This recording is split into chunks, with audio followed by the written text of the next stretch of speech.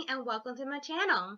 Today I am going to do an Amazon book haul, rearranging from what came from last month and to this month. So yeah, I don't necessarily buy online, but I have either read the book, I've seen it somewhere, and I found it interesting and they were real cheap, so that's why I bought it. So yeah, I hope you guys like it, and please excuse any noise in the background. It's really hot out today, and I have my AC on, so yeah, I hope you guys don't mind it. So yeah, let's get started. So the first book that came to my house is The Sky is Everywhere by Jenny Nelson, and I've seen it everywhere on BookTube and Bookstagram, and I read the synopsis and I thought I was really interested because I can relate to the character in which of her hobbies. So I'm going to read to you the plot line. 17-year-old Lenny Walker, bookworm and bandgate, plays second clarinet and spends her time tucked safely and happily in the shadow of her fiery older sister Bailey. But when Bailey dies abruptly, Lenny is catapulted to the center stage of her own life, and despite her non-existent history with boys, suddenly finds herself struggling to balance two. Toby was Bailey's boyfriend. His grief mirrors Lenny's own. Joe is the new boy in town, a transplant from Paris whose nearly magical girl is matched only by his musical talent. For Lenny, they're the sun and moon. One boy takes her out of her sorrow, and the other comforts her in it. But just like their counterparts, they can't collide without the whole world exploding. So yeah, this book has 4 out of 5 ratings on Goodreads and 4.5 out of 5 ratings on Barnes & Noble. So I have high hopes for it. I heard lots of positive news about the author. So yeah, moving on to the next one is a book I did read this year. And it's called All the Bright Places by Jennifer Nevin. And again, part of the reason why I did like this was because it was a bit relatable when it came to some of the characters. So yeah. Again, this was at a really good price on Amazon, and that's why I bought it. Theodore Finch is fascinated by death. Every day he thinks of ways he might die. But every day he also searches for and manages to find something to keep him here and alive and awake. Violet Markey lives for the future, counting the days until graduation when she can escape her small Indian town and her aching grief in the wake of her sister's death. When Finch and Violet meet on the Legend of Bell Tower School, 6 stories above the ground, it's unclear who saves whom, and when the unlikely pair teams up on a class project to discover the natural wonders of their state, they go. As Finch says, where the road takes them, the grand, the small, the bizarre, the beautiful, the ugly, the surprising, just like life. Soon it's only with Violet that Finch can be himself, a bold, funny, live-out-loud guy who's not such a freak after all. And it's only with Finch that Violet forgets to count away the days and starts living them. But as the world grows, Finch begins to shrink.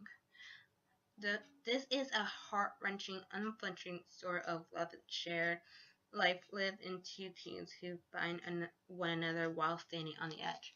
And I thought this was a wonderful story. It's really sad, but I did like it. I posted the story on my Instagram, and the author, Jennifer Nevin, she liked it, and I thought it was really cool because, you know, it's an author. It's nice to be noticed. And I heard it's going to have a movie starring Fanning, so I hope it's a good one.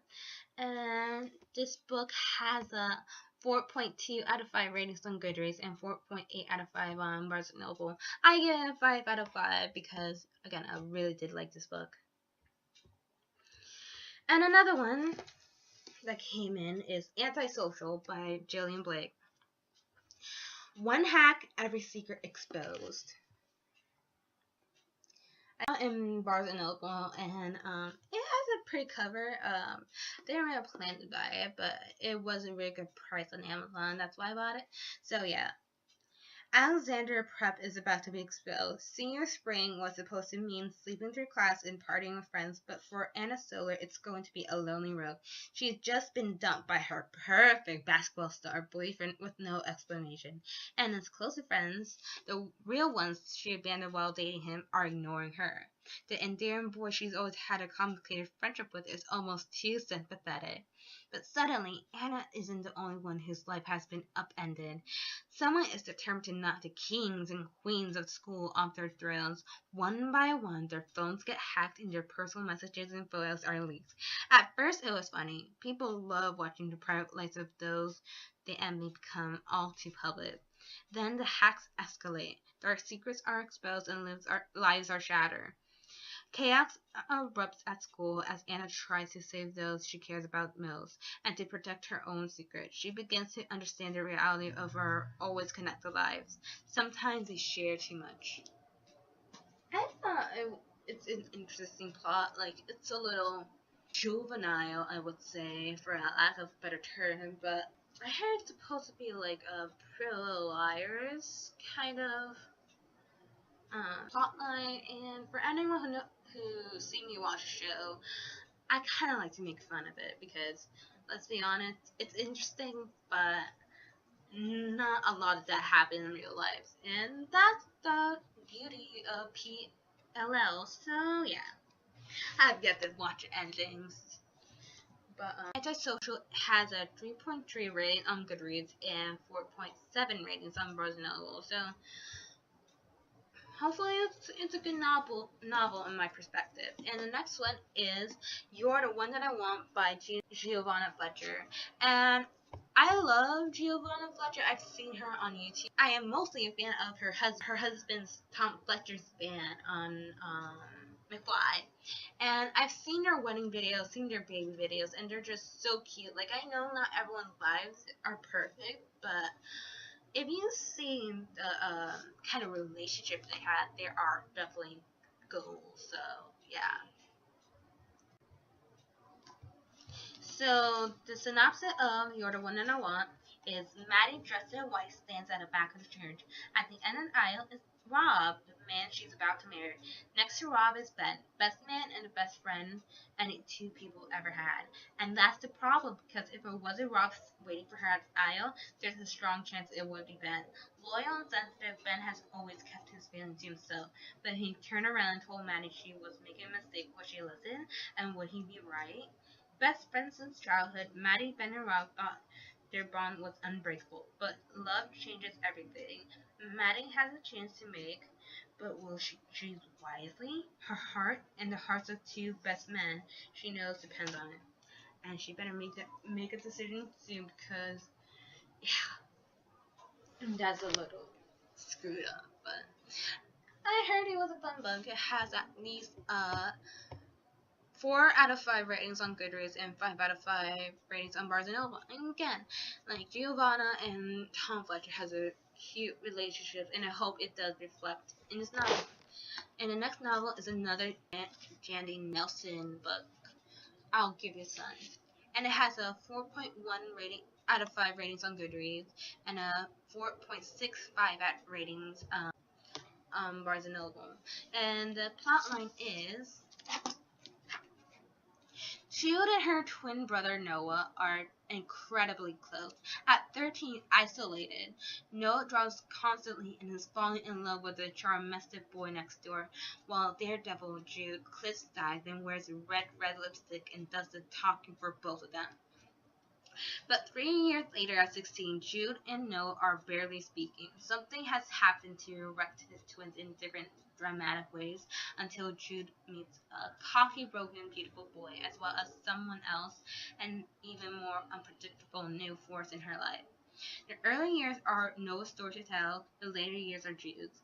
What the twins don't realize is that they each have only half the story, and if they could just find their way back to each other, they have a chance to remake their world. The radio novel from the acclaimed award-winning author of The Sky is Everywhere will leave you breathless and teary and laughing often all at once. And I've seen booktuber Haley in Bookland talk about this book all the time. She gives it many praises, and from the way the plot, I am really interested in reading it. So yeah, I think I'm gonna take it with me to college because I don't think I have much summer left to read it. So do. The next book is called Dreamology by Lucy Kenting. So This has a very beautiful cover. I love the drawing. I've seen it everywhere on Bookstagram and Booktube, and I heard praises about it, and that's the reason why I bought it. Mainly why I bought these books because I heard praises, or I really am interested in the plot line. So, if love is a dream, then you wake up. All too relatable. So the plot is, for as long as Alice can remember, she dreamed of Max, a boy she's never met. Together, they have traveled the world, ridden pink elephants, had cookie fights at the Metropolitan Museum of Art, and fallen deliriously, hopelessly in love. Max is the boy of her dreams, and only her dreams, until the morning she finds him sitting next to her in class, very much alive. But he has no idea who Alice is, or does he? As Alice and Max get to know each other all over again, Alice learns that real Max is nothing like dream Max. He's complicated and stubborn. He also has a girlfriend and a whole life Alice isn't a part of. Seeing strange things from their dreams again popping up while they're awake. Giant talking parrots, hopping out of leaves into rainbow-colored shooting stars. Alice and Max have to find a way to make it stop, even if it means putting an end to their dream life. But when you fall in love in your dreams, can reality ever be enough? Vibrantly offbeat and utterly original, Losing Kensing's debut novel is an unconventional romance with sweetness and heart. And again, I posted this on my Bookstagram, and the author liked it, and I just felt really special. So yeah, I do look forward to reading this. I think this is another novel I'm gonna take to campus with me because, again, summer is ending. And yeah. The next book is called Bears of the Mall by Serena Valentino. And again, I think I might take it with me just for Halloween's sake. And this is supposed to be a Disney retelling of the Disney villain, the Disney villain queen from Snow White. And I think it's interesting just to reshape the reality of the movies we all know. And then moving on to the next one is another book that I read this year called Everything by Nicole Yeoh. I liked it. I mean, it's expected, but it's not too bad. Part of the reason why cliche is because not only is it redundant, but it's because a lot of people do dream of a certain life like that just to have the perfect life, perfect love life, whatever. And I thought this novel was really cute, and I watched a movie. The book is better than the movie, but I thought they were both good, and yeah. So the plot is, my disease is as rare as it is famous. Basically, I'm allergic to the world. I don't leave my house, have not left my house in 17 years. The only person I ever see are my mom and my nurse Carla. But then one day, a moving truck arrives next door. I look outside my window and I see him. He's tall, lean, wearing all black. Black t-shirt, black jeans, black sneakers, and a black knit cap that covers his hair completely. Catches me looking, stares at me. I stare right back. His name is Ollie. Maybe we can't predict the future, but we can predict something. For example, I am certainly going to fall in love with Ollie. It's almost certainly going to be a disaster. I thought this was a cute novel. A little unrealistic, but you know, everyone has their story, and they deserve to be told. And I think Maddie is the main character in the story. I think Maddie's story was well told. So yeah, the book has enough good ratings to be made into a movie, but you never know.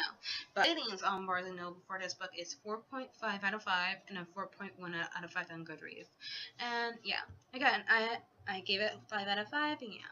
All of these books are hardcover, and it just happened that way. Like, the hardcovers on Amazon were a lot cheaper than the paperback version, and I'm perfectly fine with that. I like paperback because it's cheaper, but I kind of prefer hardcover because they usually do last longer, and they're much more sturdier than their paperback counterparts. So yeah, but either way, they're all the same story, no matter what standard they are, whether it's ebooks, real books, hardcover, paperback, whatever. You enjoy what you enjoy, and that's the beauty of it. Just read. And yeah, I'm gonna leave this video to this point, and if any of you guys like it, please give it a like, subscribe, and a comment. And thank you so much, and I hope you all have a good day. P.S. If you guys do want me to do a review on everything, and or all the bright places, please leave a comment below.